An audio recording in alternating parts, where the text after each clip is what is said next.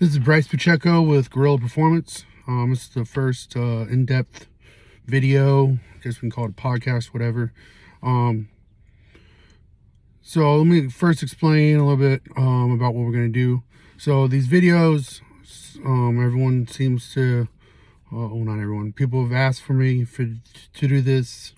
So I'll probably start off with one a week, just going in depth on whatever I'm feeling passionate about that week. I want you to always comment what you want to hear about. It might spark something in me and might talk about it the next week. I don't promise anything, obviously. So topics, we can keep it fitness, primarily bodybuilding. It doesn't mean you have to be a bodybuilder. Just principles will apply to anyone trying to improve their physique. We'll mainly be starting off with training. I'll get into nutrition, supplementation. I won't talk about anything illegal, obvious reasons. Occasionally I might start, give a little quick rant on something else. If this kind of takes off and I start expanding the times or up in the frequency, then we might, I might start talking into, everyday current events, maybe some sports, just a random rant that comes to my mind. Probably won't do politics, obvious reasons. Probably give some small business advice. But yeah, so let's get in the first one. So yesterday I posted a squat video. You guys have seen, I always, like to post my PR videos, and I PR often, so you get a lot of videos. So let's break down that squat video. So, for quad training, okay? So let's talk about quad training. Quad training is probably the training that requires the most amount of detail and thought. Yeah, you get the freaks who can look at a squat rack and boom, their legs blow up, or do quarter rep leg presses and they have massive quads. Okay, for you guys, fuck you, but this is going to apply to everyone else.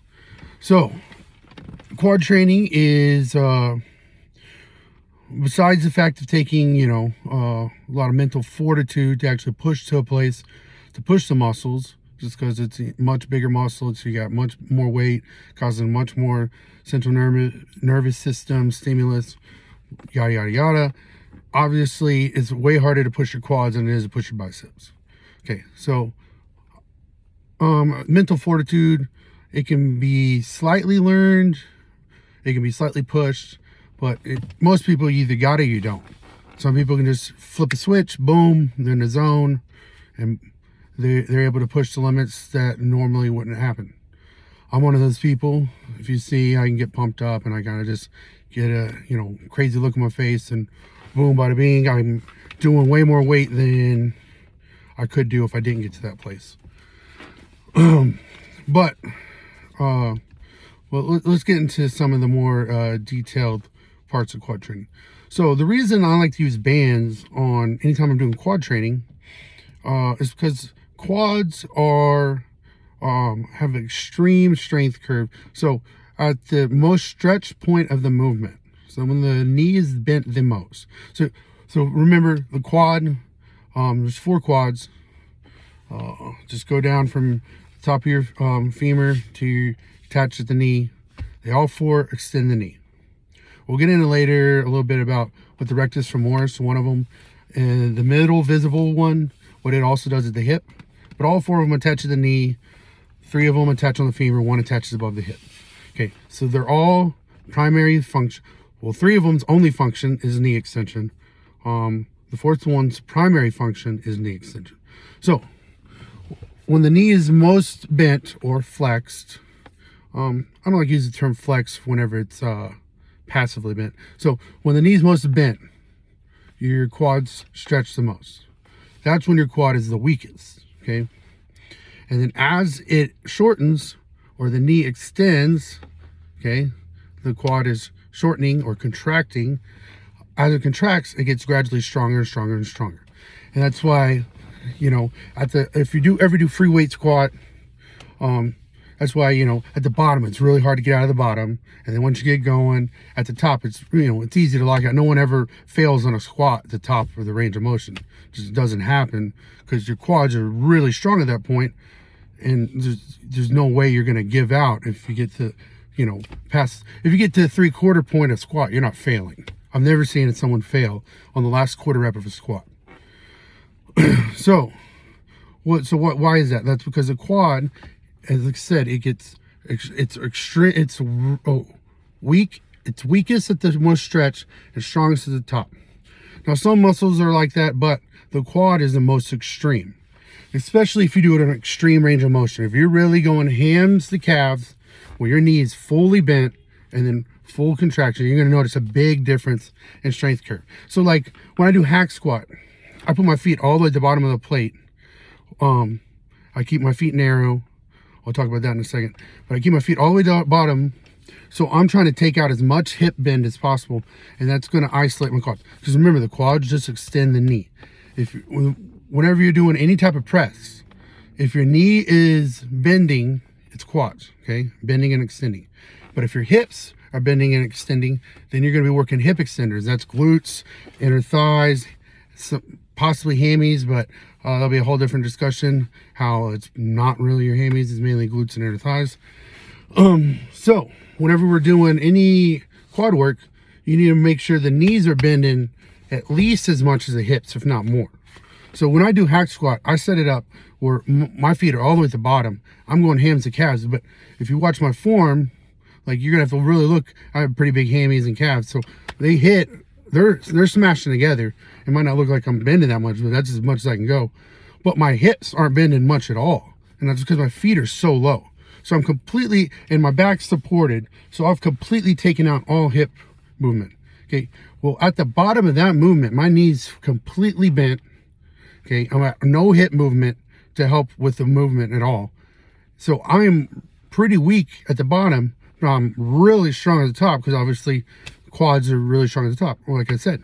So with that, I use, when I use bands, I always use Elite FTS. I don't have any discount codes or anything, just giving you guys that tidbit. So on hack squat, I use the biggest, strongest Elite FTS bands they have, which is Black Mammoth bands. They had them on a special like 2 years ago. I don't even know if they sell them anymore. But they're equivalent to like 4 plates on both sides when you put these bands on. So at the bottom, I'm probably getting, 2 to 3 plates of pressure.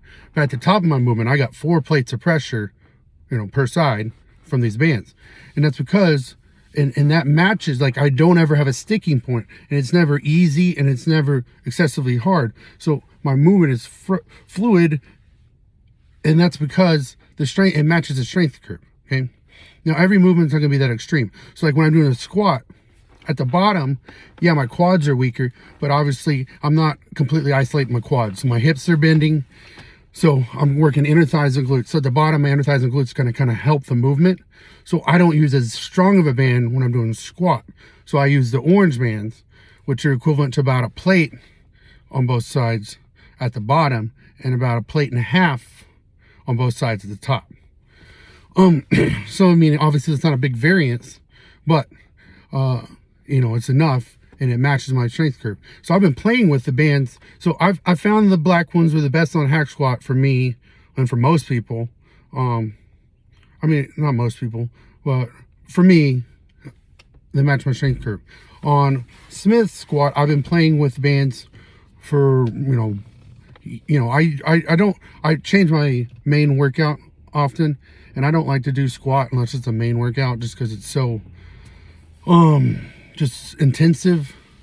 But so I've been playing with the bands throughout the years, but recently I reprogrammed squat, and I've been working with the bands every week trying to find the perfect band, and I finally figured out the orange one, but I have to tie a little knot in it to shorten it a little bit, is the best one to match my strength curve. Now, why do I tie a knot? So whenever you're using bands, it's crucial that it's already in tension at the bottom of the movement, okay? You don't want it just slightly in tension, but you don't want it over in tension. So you want it to be in a good, adequate amount of tension, okay? So it's already, otherwise the bands are pointless. If it's just releasing at the bottom, it's not making any damn sense. So make sure it's an adequate tension at the bottom of the movement. So get to whatever your bottom of the movement is, set that there, and that's how you'll set up the bands. Okay. But you also don't want it over tense and too much tension, because then if it's stretching past the point that it's made to be stretched, it just starts losing tension, which is the physics of a rubber band. Those, I think, pretty sure those bands are meant to be stretched like 7 feet or something. You can, I have the chart on my phone, but they have it on the website, and that's how, like, also when I tell you what the weight is, I'm calculating it exactly from the damn chart. I'm not just giving some random number. Math's not hard. So I look at the chart, I measure the height the band is being stretched, and then I apply that pressure to the total. But so bands, they're really good for quad training because the quads have a big strength curve. They're weakest at the bottom, strongest at the top. Bands, you want to make sure they're in tension at the bottom of the movement, but not overstretched, because then at the top of the movement it's pointless. Plus you're going to break the bands quicker. Sometimes you got to get creative. Like on my squat, I use a dumbbell, heavy dumbbell at the bottom to wrap it around, and then I tie a little knot in it so it's a little shorter. I measured it before I tied the knot and everything. You got to make sure they're even. Now, why do I put why don't I just throw the bands on the side like I normally do? That Smith machine, any bar's gonna bend once you get past like 3 plates, most bars. And so I'm pushing, over 6 plates of pressure. So obviously the bar's gonna be bending pretty much. And it was about to pop off the Smith machine. So what I did is I put the bands inside the guide rails, and that's even out the pressure across the bar, so it's not bending and about to pop off the damn machine. So that made my creativity have to step up a little bit more. That's why I put the bands on the inside of the guide rails, so I don't break the machine, bend the bar too much. Tied the knot, put it around the dumbbell, so it matches so it's in tension at the bottom, matches the strength curve. We use the bands because quads need bands. They activate, because if you don't use bands, you're going to notice, like I said, you're either going to have a sticking point, or you're going to have a point where it's just like, wow, this is easy. So with the bands, it keeps every inch of the movement effective, and as you get stronger, the pressure gets harder. And then also, I don't know, like, the science behind this is probably some research done on it or something. I'll never give you bullshit science. If I ever say science, it's science. I won't ever pretend I know something if I don't know it. But there's definitely a different feeling, with 100 pounds of pressure from bands and 100 pounds of free weight. I don't know what it is, but it causes, like, you can't ever just like pause a movement, because it's always feels like it's pulling you down. A little bit different feeling. Now, when I use bands, I always use the bands in resistance. I'm not quite sure the point in bands and assistance. I won't talk in absolutes.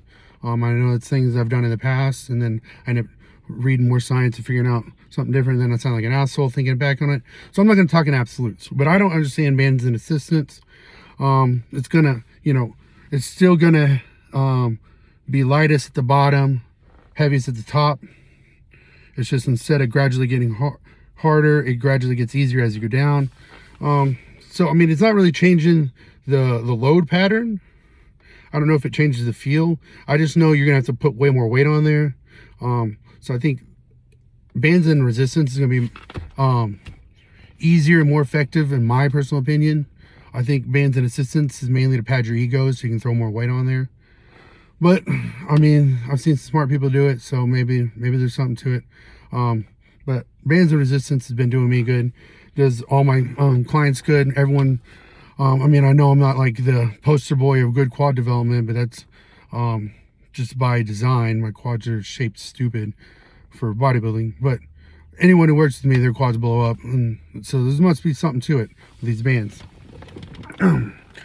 So that's explaining why I use the bands, why I've changed the bands, how to set up the bands, and just really the mechanics behind using bands for quad training.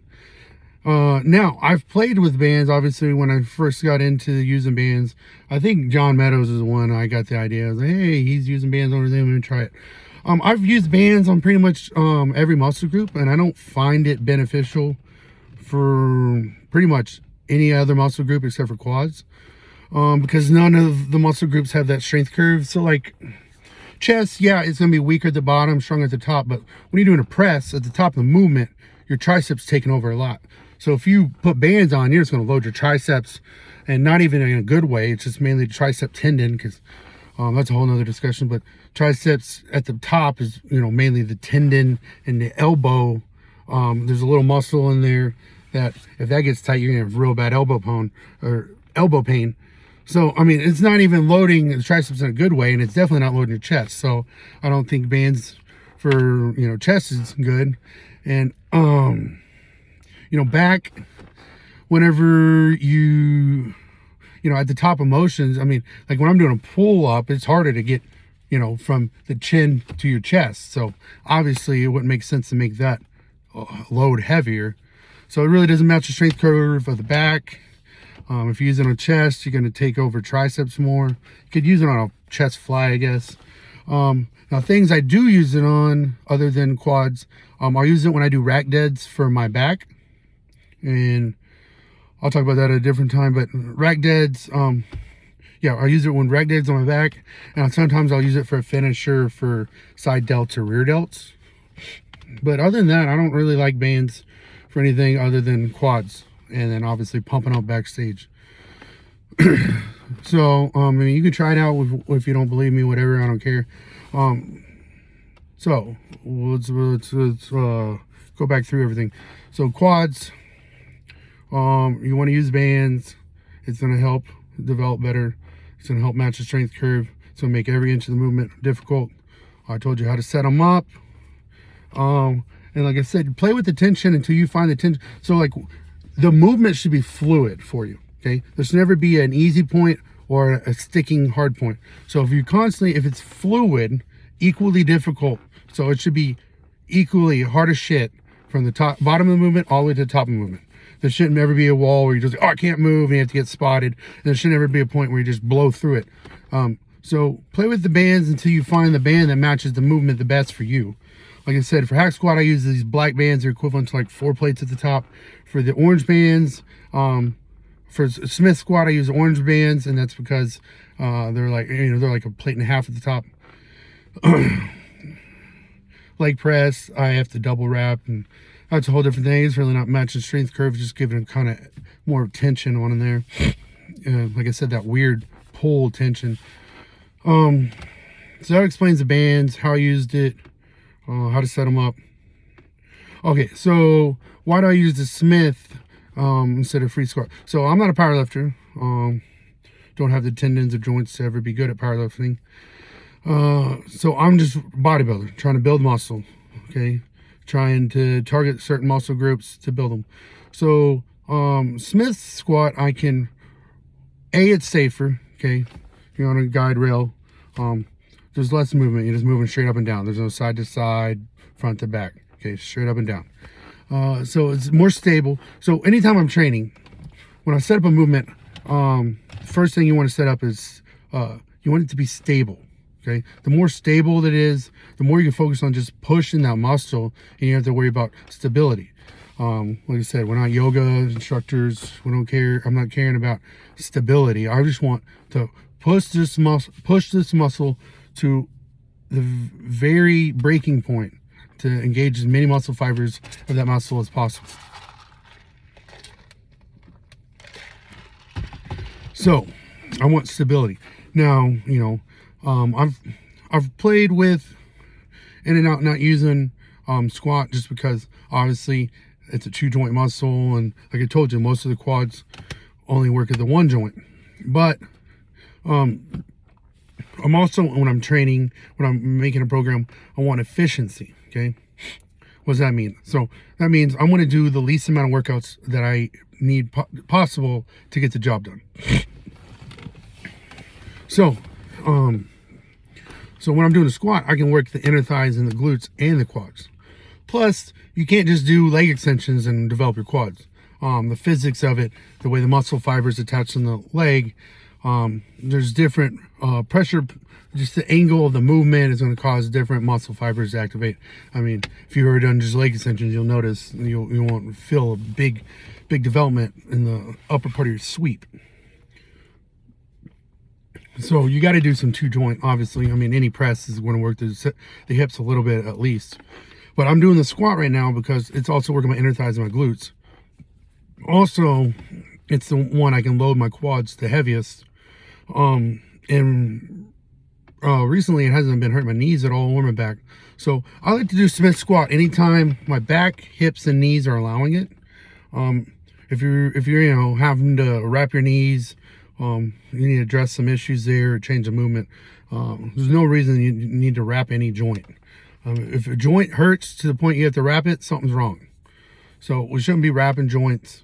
So I don't ever use any wraps. I won't say never. I occasionally use a wrist wrap on my patella if I'm having patella pressure, but it's not like knee pain. That's just like a tendonitis, not tendonitis. That's just the patella attaches below. So you have the kneecap, okay, above it. All the quads come in and they attach on the quad tendon. So you got 4 big muscles pulling the kneecap up. You got 1 tendon below the kneecap attaching to the shin, holding them in place. That's called the patella tendon. Obviously, occasionally it's going to get some discomfort and excessive pressure because there's no muscle pulling it down.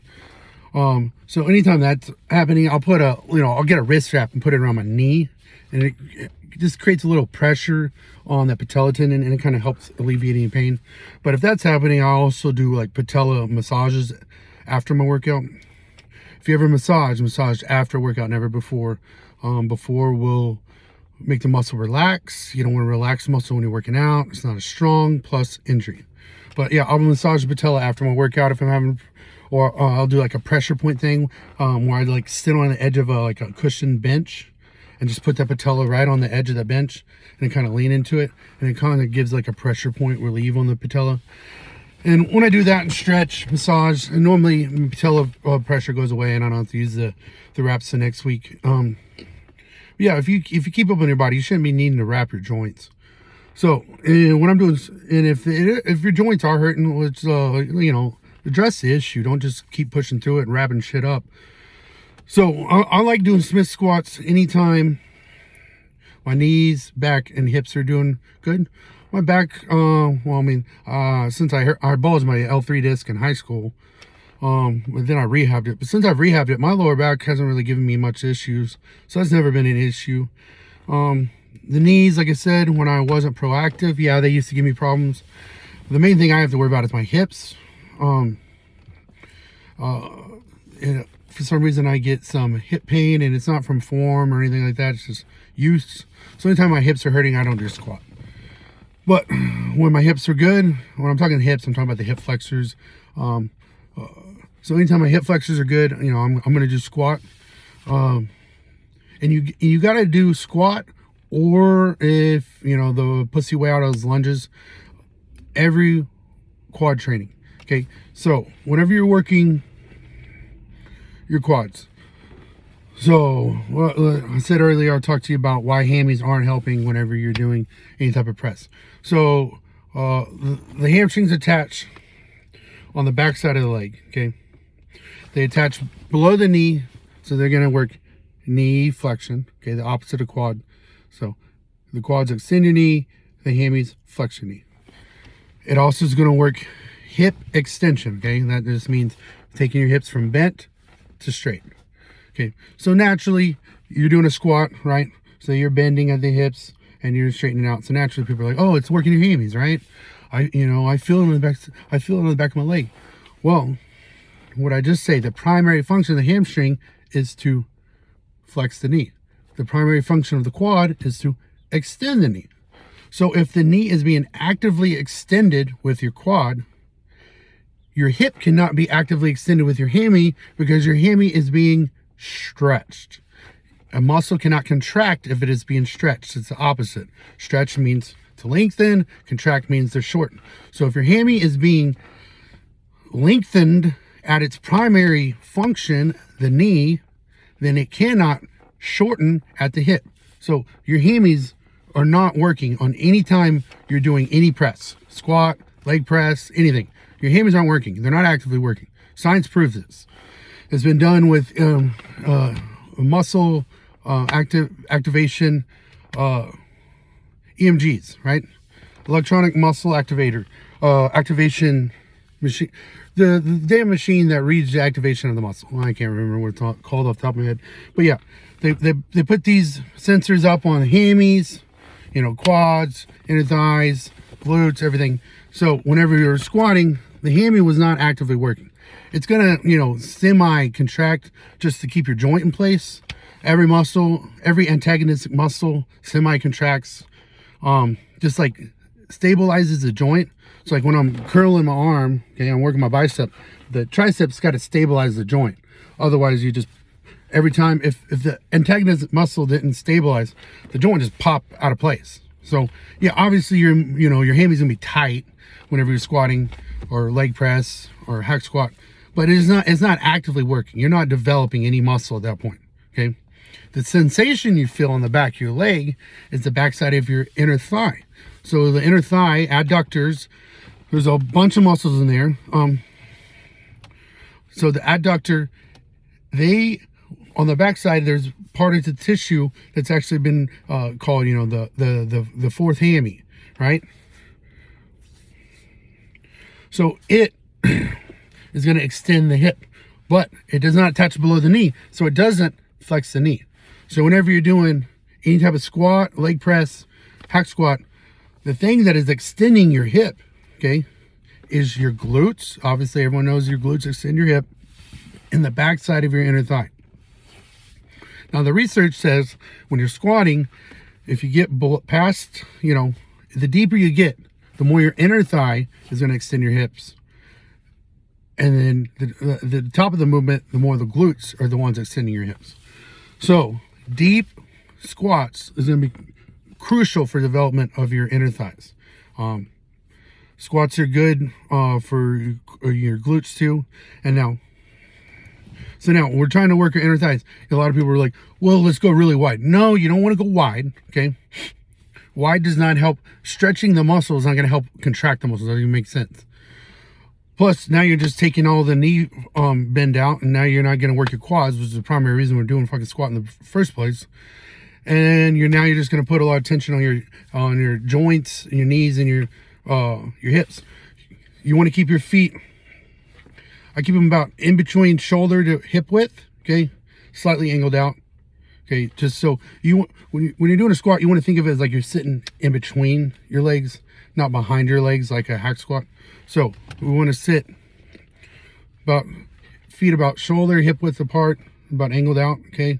Slight angle. Everyone's bone structure is different, so play around with this on your own. And you want to get hams to calves, ass to grass. You should be able to get deep with keeping your feet planted. If your heels are coming up, you need to shut your calves. You got tight Achilles, you got tight calves. Shut your fucking muscles. Don't overlook things. Okay, well, my heels are coming up. Let me get some shoes with fucking heels on them. Or let me put some plates under my heels. No, let's stop bandaging fucking issues and address the damn issue.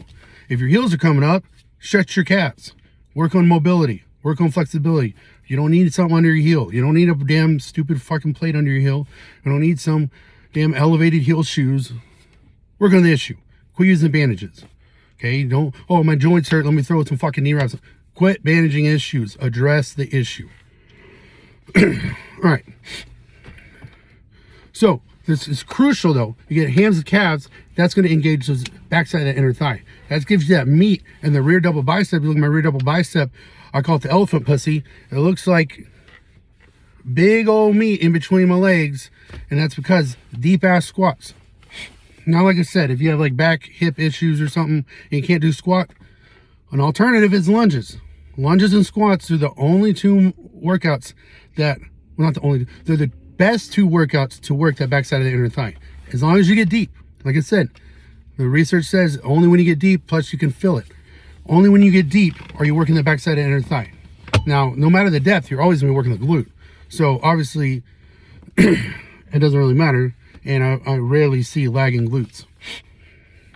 But, so you got to get that depth. So anytime I've programmed I took squats and lunges out of my program throughout the years before I realized all this research. And then I was like, oh, I want to do lunges today, or I want to do squat today. I'll be warming up, and all of a sudden, boom, my inner thighs are locking up. What does that mean? It means I've been neglecting a part of my muscle, and now it's being like reawoken, and it's like, hey, boom, locked up. So, I mean, that just proves there's even more. You got every quad workout, you have to do at least a squat or lunge. Preferably banded Smith machine squat, okay? And this is going to really help with that meat. Now remember, don't go too wide. We're still trying to work those damn quads, unless you're one of these freaks who has crazy quads and whatever. Fuck you, don't listen to me.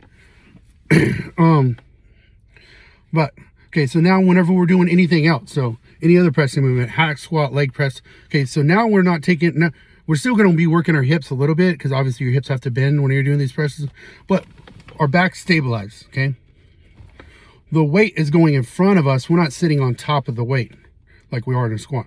So then we don't want to go a little bit wider hip, shoulder, but we want to go hip or narrower and straight. Okay, so the research says once your knees have broke hip line, the further out they go, the more your teardrop's going to take over and the less your sweep is. Now, if you're a bodybuilder, hourglass is everything, okay? So you want this big sweep. So you got to keep them narrow. If you go wider, you're just going to work the teardrops. Rarely do I see, you know, overdeveloped sweep and underdeveloped teardrop. Most of the time, you still want to bring up that teardrop. So narrow. Now for time, I'm not going to really go into that much more. Okay, now another muscle group. Some people, you know, the rectus femoris takes over really easy.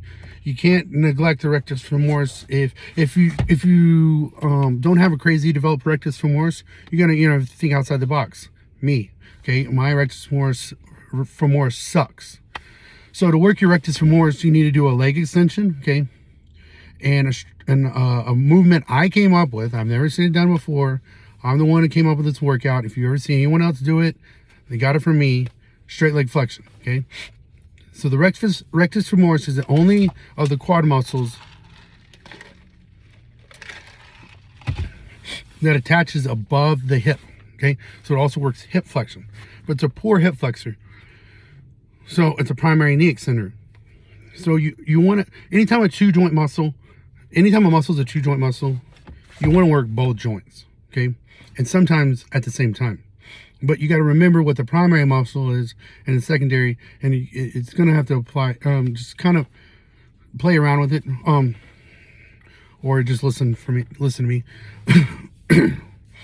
But so you can't over shorten a muscle either, okay? So remember, if it works the knee and the hip, if it can't completely shorten at the knee and the hip. So when I do straight leg flexion, I get it on cable, I'll put an anklet on. I've posted videos of this before. I can post a video if someone wants to see it. But I keep my knee almost fully extended. We're not fully extended, okay? And then I just work the hip. That's going to work that rectus femoris. It's that middle muscle in the quad. You got to do that. And then you also want to do a leg extension. Now remember, you can't over shorten. You can only shorten so much. But if you have trouble activating, you know, sometimes you got to put it in an advantageous position to activate. So for leg extension, I like to do one leg extension. Anytime I do two, I just feel my sweeps take over. So you want to do one leg extension, and then you want to make sure your hip, okay? So when you're sitting on the leg extension, not too bent, because now it's passively shortened at the hip, and now I want to activate at the knee. Not too stretched, and now it's being stretched too much, it's weakened.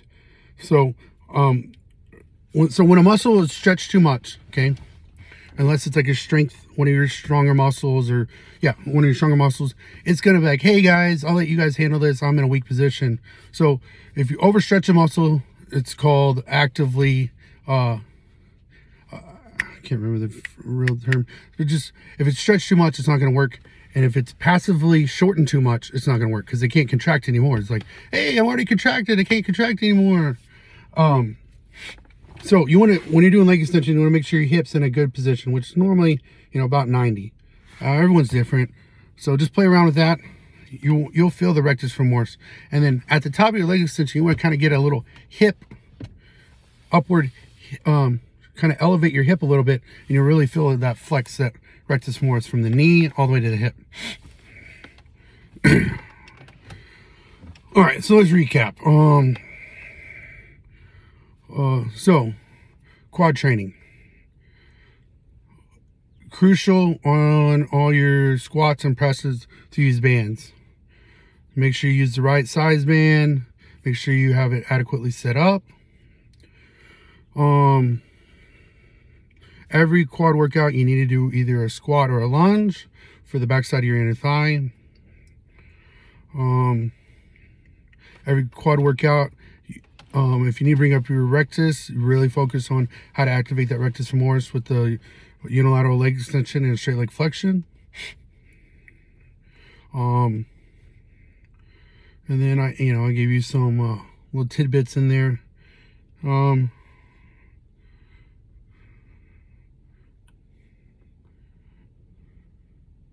Yeah, I think that's a good first one. Give me some feedback. Let me know if I suck, whatever. I hope you learned something. Comment below what you want to hear. And if there's anything in this video you want me to expand upon more, comment. Maybe I'll talk about it some more. Blood sugar's getting low. I gotta eat.